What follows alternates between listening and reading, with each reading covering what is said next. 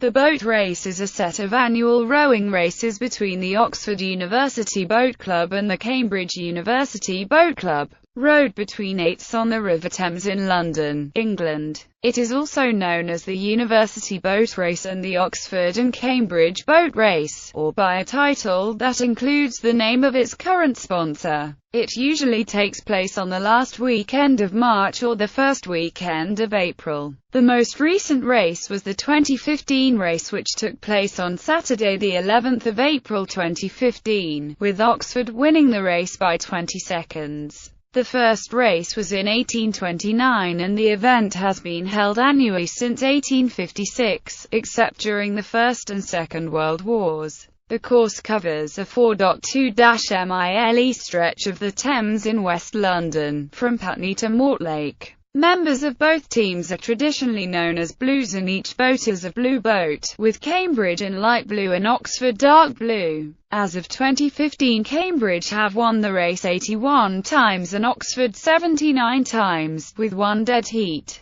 The race is well established and popular. Upwards of 250,000 people watch the race from the banks of the river each year, while a further 15 million or more watch it on television. Currently, no other non-country representative rowing races are broadcast by a television station. History. Origin. The tradition was started in 1829 by Charles Merivale, a student at St John's College, Cambridge, and his old Harrovian school friend Charles Wordsworth, who was studying at Christ Church, Oxford. Cambridge challenged Oxford to a race at Henley-on-Thames but lost easily. Oxford raced in dark blue because 5 members of the crew, including the stroke, were from Christ Church, then head of the river, whose colours were dark blue. There is a dispute as to the source of the colour chosen by Cambridge. The second race was in 1836, with the venue moved to a course from Westminster to Putney.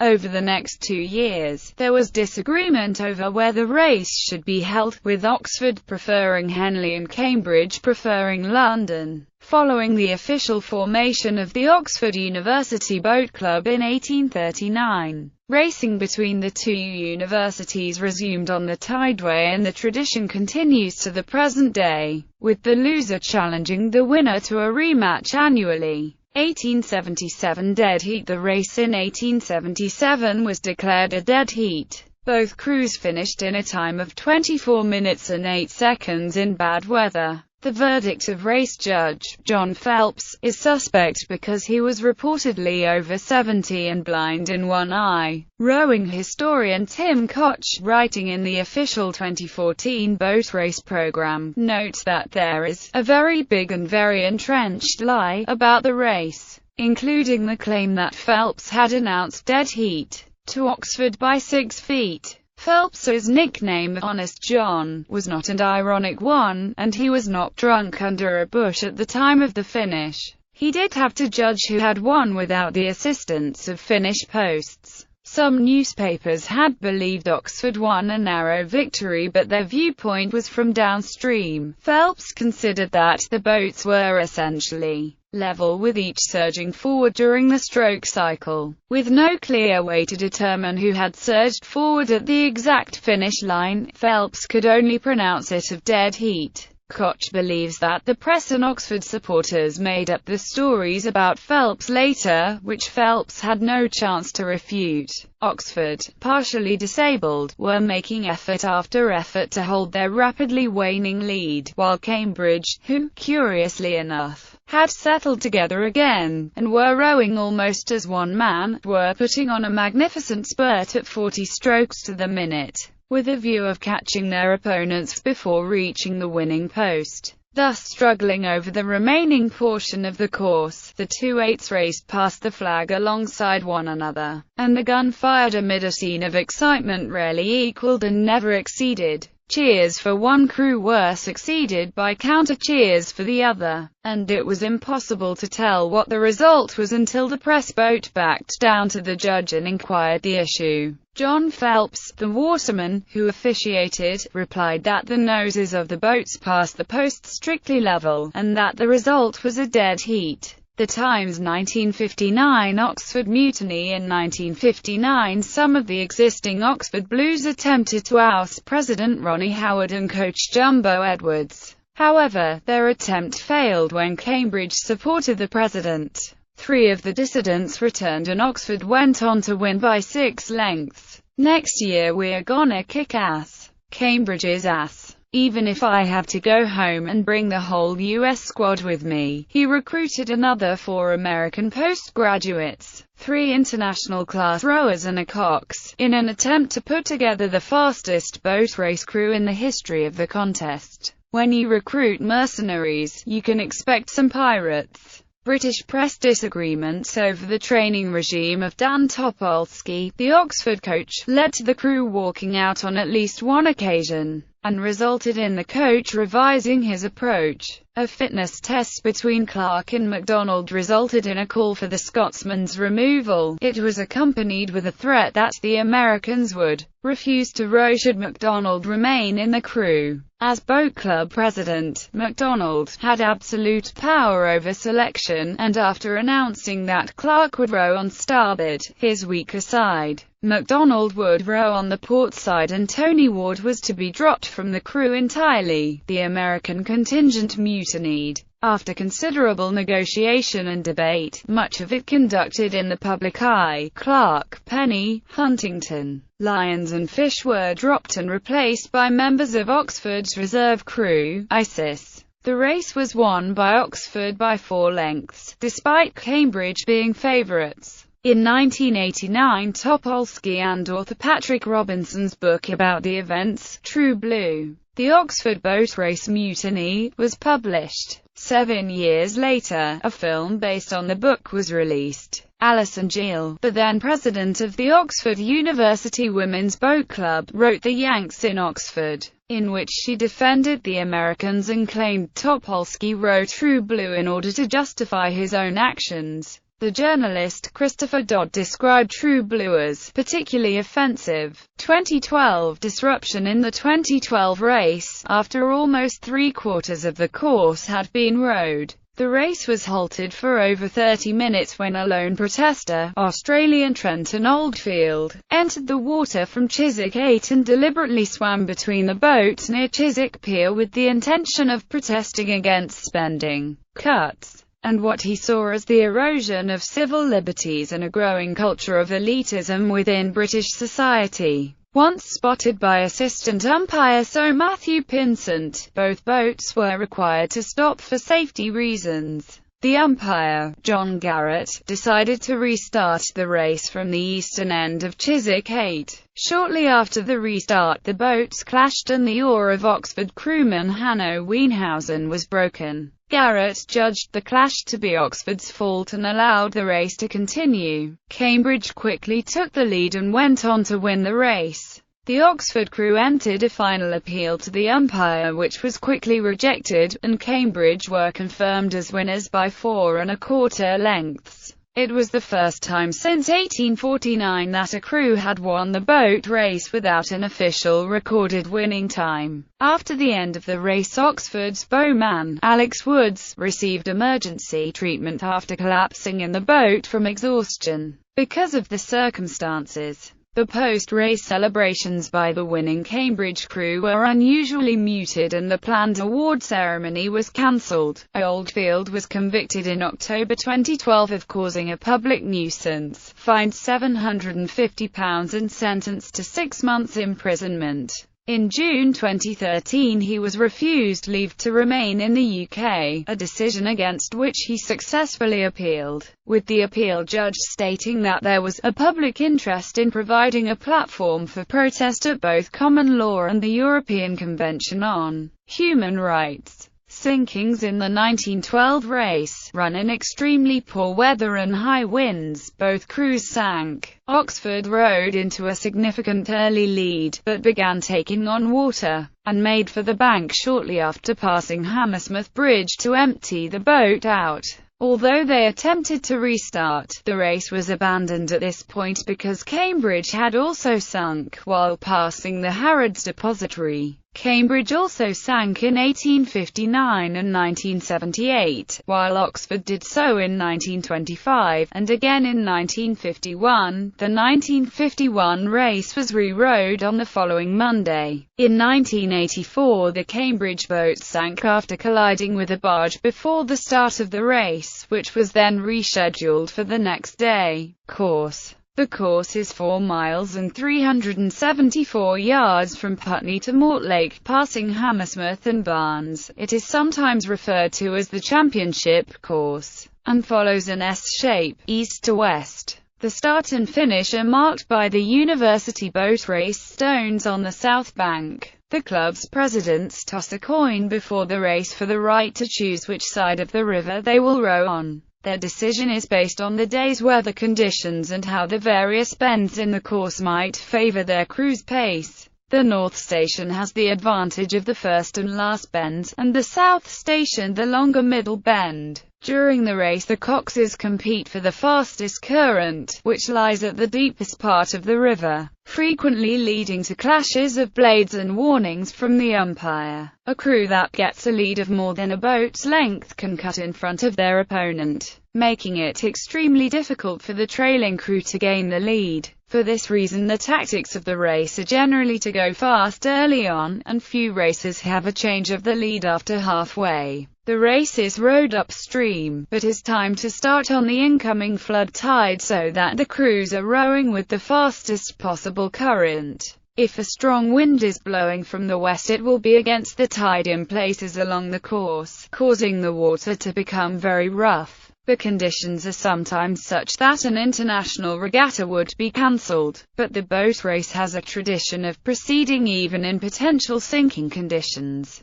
During the race, the crews pass various traditional landmarks, visible from the river. At the conclusion of the race, the boats come ashore at Mortlake Anglian and Alpha Boat Club, directly upriver of Chiswick Bridge. Here, shortly after the race, the boat race trophy is presented to the winning crew. It is traditional for the winning side to throw their cocks into the Thames to celebrate their achievement. Moved from the original festivities by the Stone in Mortlake, these are therefore at the clubhouse by Grove Park, Chiswick, west of the busy bridge. Nonetheless, the arms of the London Borough of Richmond upon Thames, covering more than half of the Surrey bank, has 2 griffin supporters that hold oars, one light blue, one dark, in reference to the boat race colours, which are later tinctures in English heraldry. Previous courses. The course for the main part of the race's history has been from Putney to Mortlake, but there have been 3 other courses. 1829 at Henley-on-Thames, 1839 to 1842 Westminster to Putney, 1846, 1856, 1862, 1863 Mortlake to Putney. In addition, there were 4 unofficial boat races held during the Second World War away from London. As none of those competing were awarded blues, these races are not included in the official list. 1940, 1945 at Henley-on-Thames, 1943 Sandford-on-Thames, 1944 River Great Ouse, Ely, Littleport to Queen Adelaide. Media coverage. The event is now a British national institution, and is televised live each year and has been covered by the BBC since 1938, while the BBC first covered it on radio in 1927. For the 2005 to 2009 races, the BBC handed over broadcasting rights to ITV after 66 years, but it returned to the corporation in 2010. On the radio, John Snagg commentated for the BBC from 1930s to the early 1980s on BBC Radio 2. Peter Jones, Brian Johnston and Robert Hudson commentated in the 1980s on BBC Radio 2, and John Champion, Tony Adamson and Peter Drury commentated for BBC Radio 5 and 5 Live in the 1990s. Howard Marshall commentated on the first BBC TV boat race in 1938 with a camera at the start and the finish. Desmond Hill commentated for the BBC in the 1960s and Harry Carpenter commentated for the BBC in the 1970s up to 1990, and Gerald Sinstadt commentated in 1991 and 1992, while Barry Davies became the voice of the boat race for the BBC for the years 1993 to 2004, and Steve Ryder was the host. Previous BBC hosts were David Coleman, Frank Bow and Harry Carpenter. Peter Drury then took over as the main commentator for ITV from 2005 to 2009, while coverage was presented by Gabby Logan, then Mark Durden-Smith, and finally Craig Doyle. Andrew Cotter has commentated for the BBC since its return in 2010 with Dan Topolsky and Wayne Pommen, while Claire Balding has presented, usually with Sir Matthew Pinsent, Sir Steve Redgrave and others within the world of rowing. Jonathan Leggard commentated on the 2012 race while Andrew Cotter was at the US Masters for the BBC but has returned in 2013. Barry Davies has returned to commentate on LBC Radio when the TV coverage moved to ITV. BBC World News holds the worldwide rights to the race, taking UK coverage. The race, which took place on the 30th of March 1895, became the subject of one of the world's first motion pictures directed by Burt Akers.